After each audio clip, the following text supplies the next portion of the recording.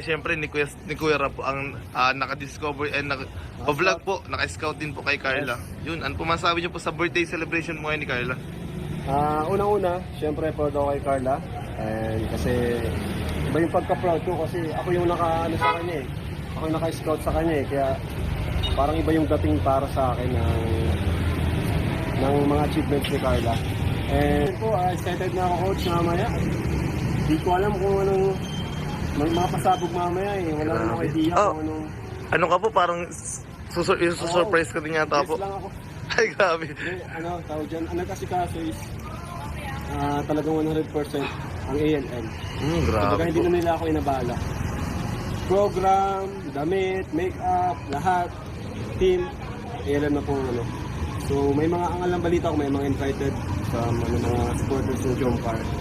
Kaya yun, birthday wishes ko, birthday prayers ko for Carla. Ay, wala man akong masabi kay Carlang negative kasi ever since talaga, walang pagbabago. Napaka-humble, pangalawang birthday na niya sa Kalinga, pero dating-dati pa rin po. Sobrang mahiyain, talagang yung iba yun, di ba? Parang ano na, masyadong mataas yung sarili. Pero siya, kung ano siya dati, ganun na ganun pa rin po. Humble pa rin po. No? Kahit pa, yun nga, halos siya yung pinakamaraming views, di ba? Opo, grabe. Napaka-humble niya. At yung birthday wishes ko sa kanya, maging successful siya sa kanyang tatahaking karir. No? Mapa-teacher or vlogger. Yan po. Yun lang. And yun pa, kung ano naman Papa Joms, prayers ko is, pwede naman na nilang aminin. Ay, grabe. Grabe po. Malay niyo po talaga. Mamaya po, malay niyo po, mag-amin mamaya. Oo nga eh. Inaabangan ko din po yun eh.